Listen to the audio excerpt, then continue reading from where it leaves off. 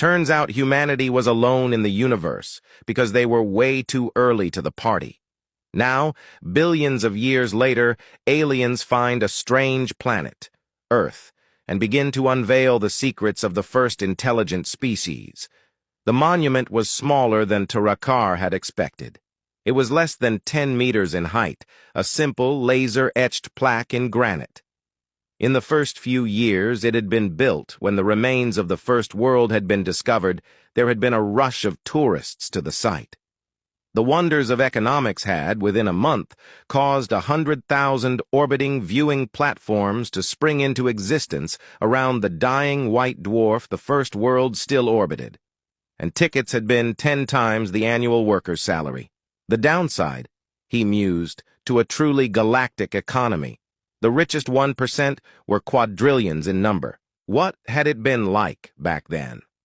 A species confined to one world, gazing at the stars, mere billions strong. A stray meteor, an accidental misalignment of a neutron star, all it would take to wipe out all trace of your genetic lineage. The thought made him shudder. He, at least, had left eggs on a score of worlds. With any luck, his legacy would continue on for billions of years to come. Tarakar had never considered himself a spiritual person. His colony was a practical-minded one. His Kreshamates likewise focused on material matters. Indeed, their colony produced some of the finest engineers among the Takaran, so he couldn't fault the philosophy. But here, in front of a simple plaque on a blasted rock around a dying star, he felt a sense of wonder that hadn't stirred since he was a larva. "Hello?" he read. "We are the human race. By the time you receive this message, we will be dead. There are many challenges a species must face. By the time you can understand this message, you will have overcome many of them. We hope you had an easier time than we did."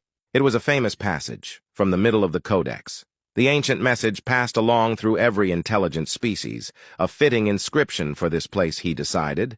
Every larva had read it 100 times, but he continued anyway. Sometimes the place the message was received was as important as the message itself. The first challenge you faced was survival. You were born on a world teeming with life, with predators that hunted you, with parasites that weakened you, with diseases that struck you down. We congratulate your ancestors on overcoming a challenge that so few species do, of birthing a race that was strong and smart enough to dominate your world. The second challenge you faced was yourselves. Only the strong survive, and the strong survive by taking from the weak. We congratulate your species on overcoming the tragedy of strength to build a civilization where all members work together for the good of all. Tarakar smiled, his antennae curling. Even among a hive species, the good of all had never been achievable. He wondered what kind of psychology and evolutionary pressures humans must have had to achieve that level of cohesion. The third challenge you face is the world. By the time you can read this message, you will have achieved an understanding of the world strong enough to master it. So too did we. We pass our knowledge to you, for knowledge hoarded is knowledge wasted. We ask that you broadcast this message in its entirety to ease others' suffering as this will ease yours. The fourth challenge you face will be despair. For once you have mastered the world, what else is left? You will be divorced from the cycles your ancestors evolved in. You will face challenges they were never designed to handle. You will be lost, alone, and confused, and you will suffer. You will face many more challenges besides, but we are ashamed to admit we do not know what they are, for we never overcame this one. We achieved a form of paradise on our planet. No human has felt hunger in millennia. No labor has been performed that was not volunteered. And yet our species will die, sooner or later, because we are alone. Because without challenge, there is no meaning to life.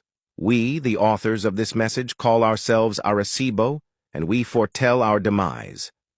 We send this message as a warning and as a message of hope. Rejoice because you are not alone. Look up at the stars and know we were here. Our existence was preposterously unlikely, our survival even more so. We hope that this message makes any future existence merely unlikely. Look up at the stars and fear. Look up at the stars and wonder. He wondered if humanity knew just how much good their message had done. His own species had been in the middle of a Cold War that would likely have led to their annihilation when they received the Codex. Historians and politicians had argued about exactly what it had done for decades. Had the advanced technology provided simply reduced the resource pressures and averted war?